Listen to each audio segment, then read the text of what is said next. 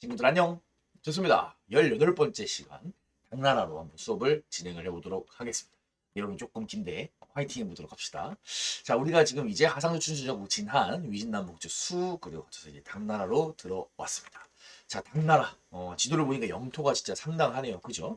당나라는 이 시기에 정말 엄청난 그런 세력을 자랑하던 나라입니다. 중국 사람들이 가장 좋아하는 나라 중에 하나이기도 하고요. 서양에 로마가 있다라고 이야기를 한다면 중국에는 당나라가 있다. 뭐 이렇게 얘기를 할 정도로 굉장한 세력을 자랑했던 나라가 되겠습니다. 우리가 당나라 한번 들어가기 전에 뭐 보도록 합시다. 야, 이 동물 당나귀죠. 근데 왜 당나귀라고 부르냐? 원래 우리나라에도 나귀라고 하는 동물이 있었대요. 그런데 중국의 나귀가 더 힘이 좋았나 봐요. 그래서 중국의 나귀를 선호하고 막 수입을 했다고 합니다. 그러다 보니까 이 나귀를 중국 당나라에서 수입했다. 그래서 우리가 그때부터 당나귀라고 부르기도 했다고 합니다. 재밌죠? 또 당나라 또 관련된 거. 이거 뭐예요? 당면이죠. 이 당면도 당나라 당에서 온 겁니다. 우리나라에서 원래 뭐 밀가루나 뭐 이런 것들로 면을 만들었는데 중국 사람들은 뭘로 만든다더라? 옥수수, 감자 뭐 이런 데 들어있는 탄수화물 같은 것들 전분 이용해가지고 면을 만든다더라. 다른 면을 먹는다. 당면이다. 이렇게 불렀다고 합니다. 여러분들이 좋아하는 거 있죠? 중국 당면, 그죠? 사실 중국 당면은 중국 면인 거예요. 뜻이 중국돼 있는 겁니다. 뭔가 다른 말이 필요하지 않을까? 뭐 이런 생각을 해봅니다. 그래서 우리가 당나라 본격이 좀 굉장히 멀게 느껴지지만 사실 우리 일상생활에 당나라가 좀 들어와 있다. 뭐 이런 것들을 얘기를 해보고 싶었고요. 자, 본격적으로 한번 들어가 보도록 하겠습니다. 자, 당나라에 대해서 나와 있는 이름이 등장하는 황제들이 여러 명 있어요. 첫째, 당나라를 세운 황제는 당고조고요. 이름은 이연이라고 한다고 합니다. 교과서에 등장하는데 그냥 들어만 보세요. 여기 중요한 인물은 아닙니다. 자, 우리가 집중할 건 두 번째 황제예요. 바로 당태종입니다. 당태종의 본명은 이세민이에요. 자, 중국 황제 같은 경우 우리나라에서 뭐 중국 황제 이름까지 알 필요는 없지만 이름이 유명한 황제들이 몇 명 있어요. 한 무제는 우리가 이름 공부 안 했잖아요. 당태종 같은 경우에는 우리가 이세민이라고 하는 이름이 왕왕 등장을 합니다. 그래서 여러분들 당태종 이세민이라고 하는 본명도 교과서 한 구석에 필기를 해주시고 같이 알아두시면 좋을 것 같아요. 자, 당태종 이세민 이 사람 사실 황제가 될 때는 수양제랑 비슷한 면이 있어요. 첫째 아들 아니었어요. 형 몰아내고요. 아빠도 몰아내고 황제의 자리에 올라요. 근데 차이점이 뭐냐면 이 사람은 정치를 잘합니다. 자, 당태종은 당나라의 전성기를 시작했다라고 하는 평가를 받아요. 자, 이 당태종 생긴 것도 좀 멋있게 생겼네요. 자, 이 사람은 동아시아 지식인들 사이에서 그러니까 막 옛날 조선시대나 뭐 고려시대 뭐 이런 사람들 사이에서 손꼽히는 이름난 황제였습니다. 얼마나 이 사람이 정치를 잘했냐라는 평가를 받냐면 이 사람이 신하들이랑 나눈 이야기가 있을 거예요. 그 이야기를 묶은 책이 정관정료라고 하는 책이 있습니다. 들어만 보세요. 중요하지 않습니다. 자, 그런데 이 책 동아시아 임금들의 필독서로 남아 있어요. 그리고 심지어 아직도 대한민국에서 수많은 사람들이 찾는 책이기도 합니다. 그만큼 난 사람은 난 사람이에요. 대단하죠? 자, 당태종은 율령체제를 완성했다라고 하는 평가를 받습니다. 자, 율령체제라고 하는 것은 무엇이냐? 전통적인 동양의 법률 시스템을 이야기를 해요. 그러니까 지금의 현대적인 법률 말고 전통적인 법률을 우리가 율령이라고 이야기를 한다. 생각하면 좋을 것 같아요. 율령체제에 대해서는 조금 이따가 자세히 배울게요. 자, 이 사람 돌궐을 정복하는데 돌궐은 뭐 하는 놈들이냐? 자, 우리가 여태까지 여러 개의 유목민족들을 공부를 했습니다. 흉노 공부했고요. 선비 공부했고요. 그 중에 하나입니다. 돌궐이라고 하는 애들도 잘 기억을 해두도록 합시다. 자, 돌궐은 중앙아시아 지역에서 동북아시아, 그러니까 중국, 그 다음에 우리나라 북쪽에 살았던 친구들이에요. 6에서 8세기경에 강력한 유목 제국을 건설했다고 합니다. 그런데 이 친구들을 정벌을 한 사람이 바로 당태종이다. 이렇게 생각을 해주시면 좋겠습니다. 이 돌궐. 원래 이제 돌궐은 한자식 표현이고요. 좀 원어를 살려서 읽으면 우리가 튀르크라고 읽을 수 있어요. 튀르크. 지금 우리가 알고 있는 어떤 나라랑 발음 비슷하잖아요. 튀르크. 맞아요. 튀르키예. 자, 이 돌궐의 일부가 나중에 후에 이동을 해서 어디? 지금의 튀르키예를 건국했다라고 하는 이야기가 되겠습니다. 재밌죠? 좋습니다. 튀르크족에 대해서는 우리가 나중에 기말고사 보면서 또 공부할 수 있는 기회가 있으니까 그때 자세히 하고 넘어가도록 하겠습니다. 자, 돌궐을 정복했는데 이 당태종 얼마나 대단한 인물이었냐? 이 돌궐 유목민족들이 당태종에게 천가한이라고 하는 칭호를 바쳤다라고 합니다. 천가한 무슨 뜻이냐? 천. 하늘에 가한은 빨리 말하면 칸입니다. 칸은 뭐예요? 유목민족의 지도자예요. 자, 이 사람 유목민족인가요? 아닙니다. 자, 그런데 유목민족 사람들이 당신 우리를 정복했습니다. 정말 당신은 대단합니다. 우리 유목민족은 아니지만 당신은 우리의 최고의 칭호인 그다음 플러스 칸까지 해가지고 이제 천가한이라고 하는 칭호 우리가 바치겠습니다. 오, 위대한 당태종이시여. 이렇게 한다는 겁니다. 왜 우리 로마에서도 옥타비아누스에게 원로원에서 아우구스투스라고 하는 칭호를 바쳤잖아요. 그거랑 비슷하다고 생각하시면 좋을 것 같아요. 칸? 칸? 칸 들어본 적 있잖아요. 나중에 나오겠지만 칭기스칸한테 나오는 칸이 바로 이 칸. 좋습니다. 자, 이렇게 잘 나가던 당태종이었지만 사실 하나 잘못한 게 있어요. 이 사람 뭐냐? 고구려에 쳐들어갔다가 실패를 합니다. 자, 당태종은 별명이 천책상장이에요. 몰라도 됩니다. 하늘이 내려준 위대한 장군이라는 뜻입니다. 황제임에도 불구하고 이런 별명을 갖고 있을 정도로 굉장히 싸움을 잘했던 인물이에요. 전쟁을 잘했던 인물인데 이 사람 30만의 군대로 고구려에 쳐들어옵니다. 이때 사실 고구려가 굉장히 위기에 빠집니다. 수나라에 쳐들어온 100만 대군 쳐들어온 건 잘 막았는데 이 당나라의 군대를 막는 게 어려웠나 봐요. 실제로 고구려가 위기에 빠지기도 합니다. 그런데 여러분들 3학년 한국사 시간에 자세히 배우겠지만 안시성 싸움이라고 하는 싸움에서 고구려가 크게 승리를 하면서 결국에 당태종 돌아가게 됩니다. 고구려 원정이 실패로 끝나게 되는 거예요. 그리고 이 과정에서 이세민도 병에 걸려요. 그래서 그 나중에 시간이 흘러서 그 병이 악화돼가지고 사망하는 데 영향을 주기도 합니다. 그래서 어떻게 보면은 중국 당나라를 세운 최고의 황제가 결국에 고구려 침공 실패로 인해서 목숨까지 잃었다. 뭐 이런 식으로 우리가 정리를 할 수 있겠네요. 자, 이때 우리가 안시성에서 당나라를 무찌릅니다. 그때부터 우리나라에서만 사용되는 속담이 하나 있어요.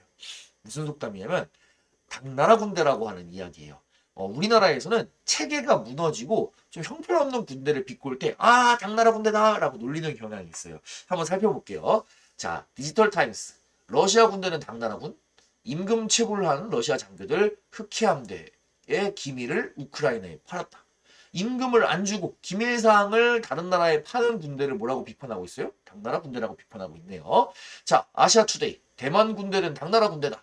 부식 착복 사건 발생. 부식은 군대에서 먹는 간식이에요. 착복은 물건을 빼돌리는 겁니다. 간식 같은 거 빼돌리는 그런 이상한 군대 뭐라고 비판하고 있습니까? 당나라 군대라고 비판하고 있네요. 자, 글로벌 비즈. 영국 국방부가 이야기했다. 러시아 군대는 당나라 군대다. 훈련이 부족하고 구식 장비에 의존하고 있다. 역시 마찬가지네요. 자, 그래서 우리나라에서 독특하게 좀 중국 사람들에게 미안하긴 하지만 당나라 군대라고 하는 말이 약간 비꼬고 좀 안 좋게 사용하는 말이에요. 근데 일상적으로 많이 쓰는 말이니까 여러분들이 한번 같이 당나라 공부하는 김에 알아두면 도움이 될 것 같네요. 넘어가도록 하겠습니다. 자, 당태종의 아들이 바로 당고종이에요. 이때 당고종이 드디어 우리나라의 백제와 고구려를 멸망시키는 데 성공을 합니다. 아버지가 못한 걸 한 거예요. 자, 당태종 때는 당나라 단독으로 고구려에 쳐들어왔다면 당고종은 우리나라의 배후에 있는 신라와 당나라가 동맹을 맺습니다. 그래서 백제를 멸망시키고 고구려를 멸망시키는 데 성공을 합니다. 그리고 이 시기가 일시적으로 당나라 최고의 영역이 되겠습니다. 백제랑 고구려도 안타깝게도 이때 당나라에게 먹혔다. 이렇게 생각해 주면 좋겠습니다. 물론 우리의 민족의 국가를 부활시키려고 하는 움직임들이 바로 계속 이어지긴 했어요. 이건 3학년 때 여러분들이 자세히 배울 겁니다. 자, 그러면은 우리가 교과서에서 다루고 있는 3명의 황제 이야기들은 조금 해봤고요. 그럼 당나라의 율령체제에 대해서 조금 자세히 공부를 해봅시다. 자, 율령체제는 전통시대의 법률이라고 얘기를 했어요. 그러면은 당태종에서는 율령체제를 완성했다라고 하는 표현은 무슨 뜻이냐? 이렇게 설명할 수 있을 것 같아요. 당나라 이전부터 중국의 수많은 나라에서 많은 법률들이 발달을 해왔습니다. 그것들을 당나라 시대 때 싹 다 정리를 합니다. 부족한 부분은 보충까지 해요. 그래서 일관된 법률 시스템, 법률 체계를 만들고요. 이거를 바탕으로 전국을 잘 다스렸다. 시스템에 입각해서 통치를 했다. 지 마음대로 통치한 게 아니라 라고 정리를 할 수 있겠습니다. 자, 그럼 이 율령체제에는 어떤 내용들이 포함이 되냐? 어떤 법률 시스템을 구축했냐? 그걸 보도록 하겠습니다. 자, 먼저 2024년에 대한민국 역시 정부가 마음대로 다스리는 게 아니죠.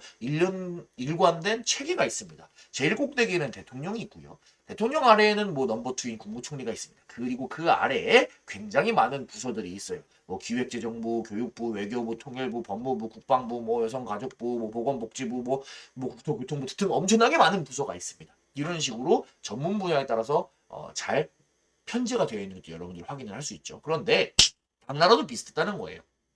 당나라의 중앙 시스템은 무엇이었다? 삼성육부라고 정리를 할 수 있습니다. 삼성육부. 자, 삼성은 뭐 하는 거냐? 세 개의 성이에요. 정책과 관련된 겁니다. 그런데 만약에 하나의 기구, 하나의 인물이 정책을 만들기도 하고 정책을 테스트도 하고 정책을 실행까지 한다면 이 사람에게 너무 권력이 몰릴 거예요. 그것을 방지하기 위해서 세 개로 나눈 겁니다. 중서성에서는 정책을 만들어 보고요. 중서성에서 만든 걸 문화성에서는 심의, 테스트를 해보고요. 그게 괜찮으면 상서성에서 이것을 집행을 하는 겁니다. 실행을 하는 거예요. 그러니까 뭐다? 중국에서는 당나라에서는 권력의 분리, 권력의 독주를 방지를 꾀했다. 이렇게 여러분들이 정리를 할 수 있겠네요. 자, 그런데 상서성에서 정책을 집행할 때 지 맘대로 그냥 아무렇게나 주먹구구로 하는 것이 아니라 역시나 전문 분야에 따라서 나누어서 진행을 했다는 겁니다. 이부, 호부, 예부, 병부, 형부, 공부에서 각각 관리의 인사, 그다음에 재정, 외교와 교육, 군사, 사법, 건축 이런 것들을 담당을 해서 체계적으로 나누었다고 합니다. 여러분들이 이 중에 모를 법한 단어는 아마 인사 정도가 되겠네요.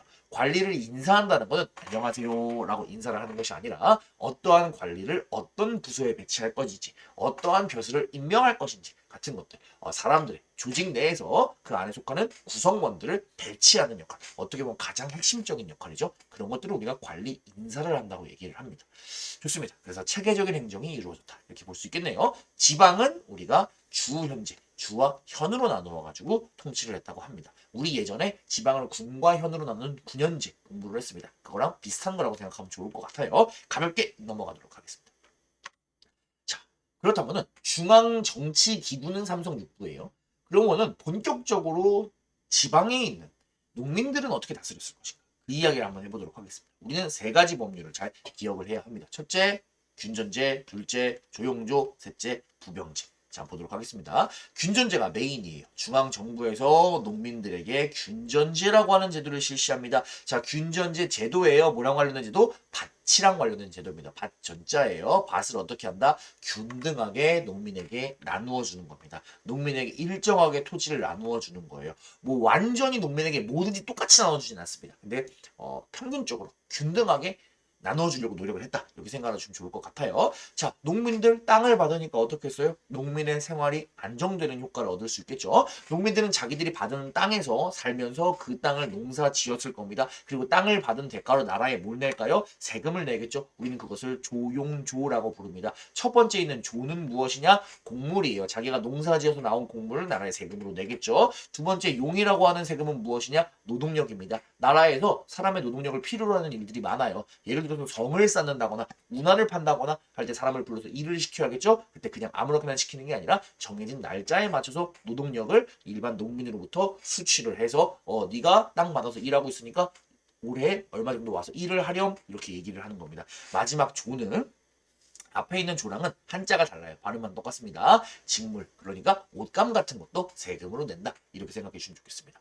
농민들에게 땅을 나누어주고 그 땅에서 농사를 짓게 하고 그것을 바탕으로 우리가 세금을 걷다 보니까 어때요? 매우 안정적인 세금의 수취가 가능했다. 이렇게 체크를 해줄 수 있겠네요. 자, 세금만 낼까요? 아니죠. 남자들은 군대도 가야 합니다. 자, 이것은 뭐라고 부르냐? 부병제라고 부릅니다. 자, 부병제는 평상시에 농사를 지어요. 하지만 봄, 여름, 가을 농사 짓고 겨울엔 뭐합니까? 농사를 못 짓죠. 겨울에는 불러서 뭐하냐? 훈련을 받습니다. 봄이 되면 다시 농사를 짓고요. 겨울 되면 다시 훈련 받아요. 봄이 되면 다시 집에 가서 농사를 짓고요. 겨울 되면 훈련을 받아요. 그러다가 전쟁이 일어나면은 병사로 농민들이 나가서 싸우는 겁니다. 자, 당나라의 군인들은 직업 군인인가요? 아니에요. 당나라의 군인들은 일반 농민입니다. 근데 일반 농민들이 어떻게 해서 군인이 될 수 있냐?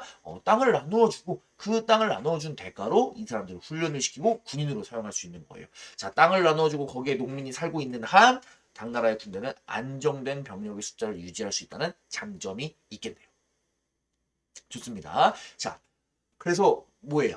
핵심은 뭐다? 중앙정부, 당나라에서는 이 균전제라고 하는 것들을 중심으로 해서 조용조와 부병제를 실시함으로 인해서 민생과 재정, 국방 이 세 마리 토끼를 한 번에 잡은 그런 효과를 가질 수 있었다. 이렇게 정리를 할 수 있겠네요.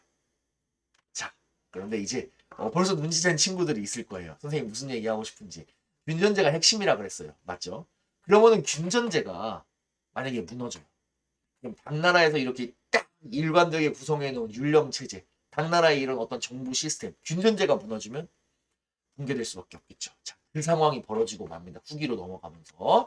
자, 시간이 지나면서 귀족들이 여러 가지 꼼수를 사용해가지고 대토지 소유를 늘려갑니다. 귀족들이 땅을 미친 듯이 늘려가요.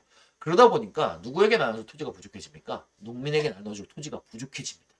그리고 농민들은 토지가 부족하니까 부족한 토지를 어디서 빌려야 돼요? 귀족들한테 빌릴 수밖에 없는 거예요. 그러면서 원래는 농민들이 어때요? 자기의 땅을 농사를 짓는 자영농이에요. 그런데 시간이 지나면서 점점 어떻게 돼요? 땅이 부족해지니까 귀족들의 땅을 빌려서 농사 짓는 소장농으로 변해가는 겁니다. 경제적 기반이 약해지는 거예요, 농민들이. 지금보다 균전제가 붕괴된다는 겁니다. 자, 균전제가 붕괴되면 균전제만 붕괴됩니까? 아니죠. 조용조랑 부병제도 붕괴될 겁니다. 나누어줄 땅이 부족하니까 사람들은 그 땅에서 농사를 제대로 못 짓게 되고요. 세금이 안정적으로 안 들어오게 됩니다. 자, 부병제 역시 마찬가지예요. 내가 받은 땅은 없는데 군대에 오라고? 여러분 군대 가고 싶습니까? 안 가고 싶겠죠. 농민들이 어떻게 됩니까? 그냥 이사를 가고 도망을 가버립니다.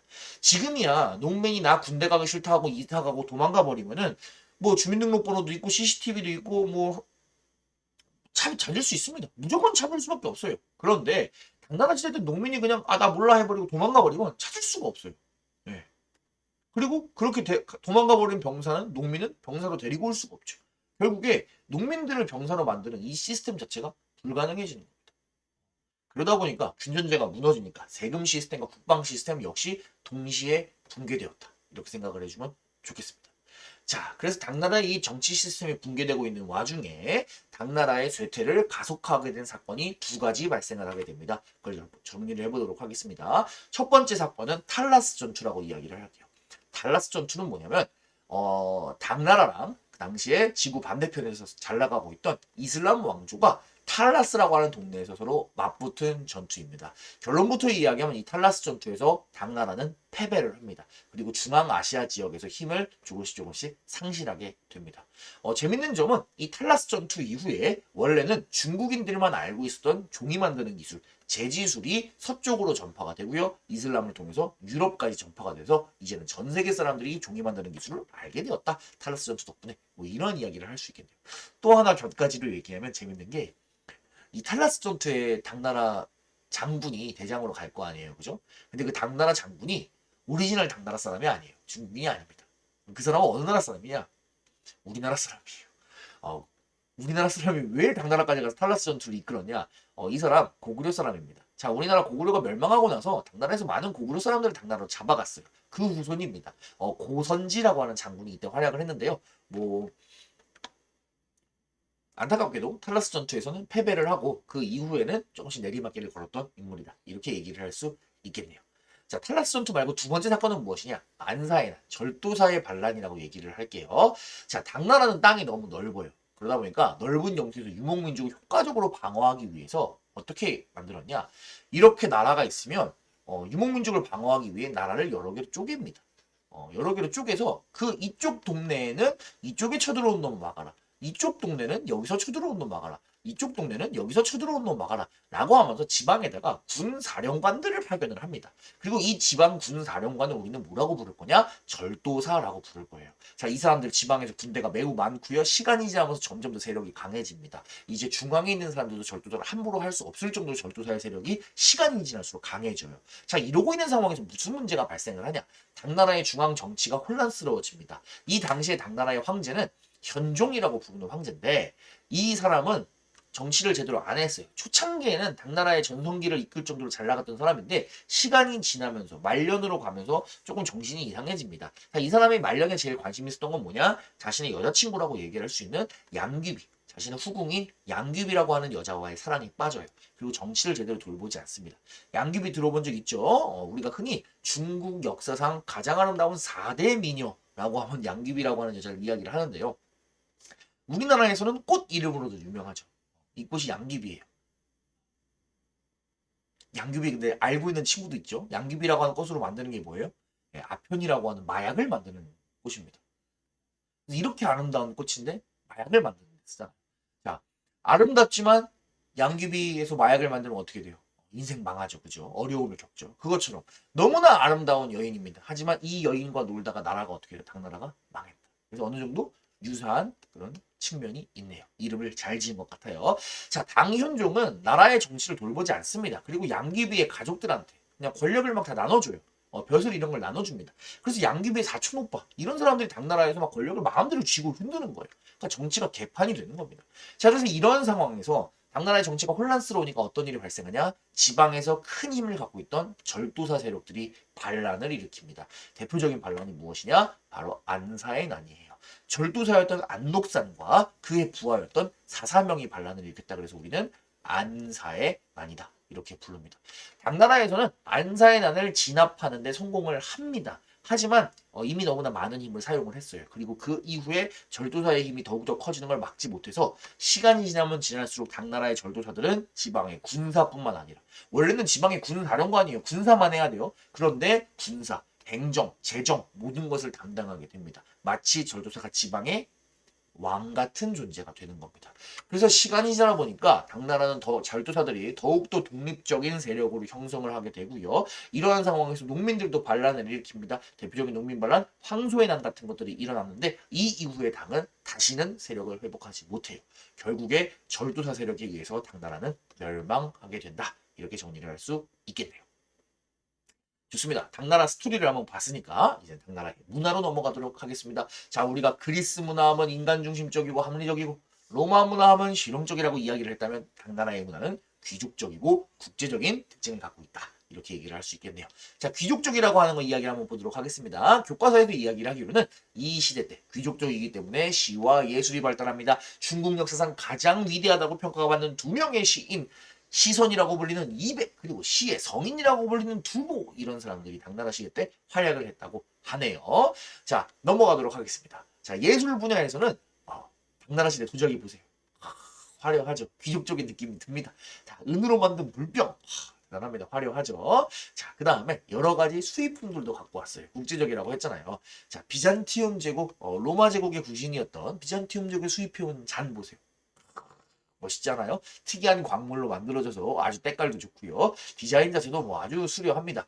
소 모양으로 만들어졌네요. 소의 뿔이 인상 깊고요. 귀도 아주 귀엽고 주둥아리는 금 같은 걸로 장식을 했네요. 자, 여기다가 이제 술 같은 거 담아가지고 차 한잔하면 아주 당나라 귀족들이 좋아했을 것 같은 그런 느낌입니다. 자, 그런데 당나라 예술품 중에 당나라의 귀족적이고 국제적인 그런 모습을 볼 수 있는 가장 대표적인 유물이 있어요. 보여주도록 하겠습니다. 바로 당삼채 되겠습니다. 당삼채는 당나라 시기에 발달한 세 가지 색질로 채색한 도자기다. 뭐 이렇게 여러분들이 생각을 하시면 좋을 것 같아요. 그래가지고 보면은 굉장히 화려한 거 볼 수 있죠. 그래서 일단 귀족적인 느낌이 있고요. 그 다음에 그 내용을 보니까 어때요? 낙타가 있네요. 낙타는 원래 당나라에 없죠, 그죠? 그러니까 당나라를 오고 가는 그런 국제적인 모습을 우리가 표현을 한다 이렇게 볼 수 있겠어요. 이 낙타 위에 올라가 있는 사람의 얼굴도 어때요? 중국인은 아니죠, 그죠? 그러니까 국제적인 모습, 당나라의 국제적이고 귀족적인 모습을 동시에 표현할 수 있는 문화재라고 하면은 당삼채가 가장 적절할 것 같습니다. 자, 그 이외에 또 국제적이라고 하는 이야기를 조금 해보도록 하겠습니다. 자, 당나라 시대에 남아있는 그림인데요. 딱 이 사람의 모습을 보니까 중국인은 아닌 것 같아요. 당나라에서 중앙아시아의 춤이 유행을 했다고 하네요. 그러니까 마치 지금의 케이팝이 유럽이나 미국에서 유행하는 것처럼 당나라 시대 때도 국제적으로 어떠한 그런 풍습이 유행을 했다. 자, 당나라에 있는 그림을 보니까 당나라 사람들이 이야기를 하고 있는데 좀 생각이 다른 사람들이 있네요. 비잔티움 제국 사람도 있고요. 고구려 사람도 있고 북방 유목민족 사람들도 참여를 했다. 당나라에 왔다. 이렇게 생각할 수 있겠네요. 그래서 이 사람은 왜 고구려 사람인 거 어떻게 알았어요? 고구려 사람은 중요한 특징이 있습니다. 모자에 깃털이 두 개가 달려 있어요. 이렇게. 좋아요. 당나라의 수도는 장안성입니다. 당나라의 수도 장안성은 정말 국제도시라고 할 수 있어요. 당나라의 수도를 표현한 지도인데요. 여기 보면 정말 굉장히 많은 종교 사원들이 펼쳐져 있습니다. 어떤 것들이 있는지 한번 보도록 하겠습니다. 첫째, 크리스트교 사원. 그다음에 둘째, 불교 사원, 조로아스터교 사원, 도교 사원 등등 엄청나게 많은 사원들이 위치를 하고 있네요. 자, 그런데 이 크리스트교, 조로아스터교, 중국 종교입니까? 아니죠. 중국에서 익숙하게 볼 수 있는 종교가 아니죠. 그런데 이러한 사원들까지도 당나라의 수도에 위치하고 있을 정도로 당나라에 굉장히 많은 사람들이 왔고 종교적인 사원을 세울 정도로 국제적인 모습을 당나라가 갖추었다. 이렇게 얘기를 할 수 있겠네요. 자, 이슬람 사원의 모습이에요. 당나라 시대 때 만들었고요. 그 다음에 크리스트교랑 관련된 비석 역시 당나라에 남아있고요. 그 다음에 뭐 불탑, 불교랑 관련된 탑도 남아있을 정도로 종교가 많았다. 이렇게 체크를 해주시면 좋겠네요. 물론 이런 종교만 발달한 것도 아닙니다. 원래 중국하면 유교죠. 유교도 이때 발전을 합니다. 기존에 남아있던 훈고학 학문을 총정리할 정도로 유학이 발달했던 것도 그냥 같이 알아두시면 좋을 것 같습니다. 자, 우리가 당나라의 국제적인 모습을 알아보았다면 마지막으로 동아시아 문화권이라고 하는 이야기를 해보도록 하겠습니다. 자, 당나라 시기에는 주변에 있는 많은 문화들을 당나라가 흡수를 하고요. 그 흡수한 문화를 다시 동아시아 지역에 미친 듯이 전파를 하게 됩니다. 동아시아 지역이 활발하게 당나라를 중심으로 교류를 했습니다. 그래서 우리가 이 시기에 중국, 한국, 일본, 그리고 중국의 바로 아래쪽에 있는 베트남 정도까지를 뭐라고 이야기하냐? 동아시아의 같은 문화권으로 묶였다. 우리가 이야기를 할 수 있을 것 같아요. 선생님, 우리랑 중국이랑, 우리랑 일본이랑 문화가 다른데요? 문화 안 같은데요? 라고 얘기하는 친구도 있을 수 있어요. 하지만 어디가 상대적인 겁니다. 우리가 뭐 미국이랑 비교해보세요. 미국이랑 문화가 비슷해요? 중국, 일본이랑 비슷해요? 중국, 일본이랑 비슷하잖아요. 자, 동아시아 문화권에 어떤 요소들이 있는지 살펴보도록 하겠습니다. 자, 일단 한자 문화권이에요. 지금 우리가 뭐 한자를 완전 많이 쓰진 않지만 우리 쓰는 언어의 대부분이 한자에서 많이 온 한자어잖아요. 그래서 지금 시간이 지나면서 한자의 형태가 조금씩 달라졌지만 한국, 중국, 일본 전부 다 한자 문화권이다. 이렇게 생각해 주시면 좋을 것 같아요. 자, 유교도 발전을 했죠. 자, 유교 문화권입니다. 자, 우리나라에도 공자를 모시는 건물이 있고요. 중국에도 있고요. 일본에도 있고요. 베트남에도 있습니다. 그래서 이런 동아시아에 있는 국가들 전부 다 유교 문화권으로 묶인다. 좋습니다. 불교 마찬가지겠죠. 불교 역시 한국, 중국, 일본, 베트남 이런 국가들에서 많이 발전을 했고요. 자, 마지막으로 동아시아 문화권 네 번째는 율령입니다. 당나라의 율령 체제가 동아시아 지역으로 전파가 돼요. 그래서 우리나라 발해 중앙기구 마치 당나라의 삼성 육부랑 비슷하고요. 일본의 중앙정치기구 역시 이관팔성이라고 해서 당나라의 삼성 육부와 비슷한 형태를 띠고 있는 건 여러분들이 확인을 할 수 있습니다. 그래서 마지막으로 한국, 중국, 일본, 베트남이 한자, 유교, 불교, 율령 같은 문화 요소들을 공통적으로 갖고 있는 동아시아 문화권을 형성했다. 여러분이 이렇게 정리해 주시면 좋을 것 같습니다. 자, 당나라 이야기 한번 정리를 해보도록 하겠습니다. 자, 당나라의 황제 2명 정도 기억하면 좋겠네요. 당태종과 당고종이었어요. 당태종은 율령체제를 완성한 당나라의 전성기를 시작했던 인물이고요. 그의 아들 당고종 때 고구려와 백제가 멸망을 했다. 자, 당나라의 통치 시스템은 삼성 육부를 이야기를 했습니다. 중앙이고요. 자, 그 다음에 지방에서는 균전제를 이용해서 농민에게 땅을 나누어주고요. 그 땅을 바탕으로 농민을 병사로 편제하고요. 세금도 거두었습니다. 하지만 귀족들이 대토지를 소유하면서 균전제가 붕괴가 되었죠. 당나라가 쇠퇴한 원인은 크게 두 가지 사건으로 이야기를 할게요. 탈라스 전투의 패배와 안사의 난입니다. 안사의 난은 안록산이라고 하는 사람의 직업이 중요해요. 이 사람 뭡니까? 절도사예요. 절도사들이 성장하면서 결국에 당나라는 절도사에 의해서 멸망했다. 여러분들 기억해 주시기 바랍니다. 당나라의 문화는 귀족적이고 국제적이에요. 다양한 종교가 있었고요. 예술 부분에선 당삼체 여러분들이 기억을 해두시면 좋겠네요. 좋습니다. 동아시아 문화권이 형성이 됩니다. 한국, 중국, 일본, 베트남이 하나의 문화권으로 형성이 되어요. 그 요소로는 한자, 불교, 유교, 율령이 있다. 이렇게 여러분들이 정리할 수 있겠네요. 조금 길었는데 여러분들 수고가 많았습니다. 다음 시간에는 우리가 일본사로 돌아오도록 하겠습니다. 친구들 수고 많았어요. 안녕.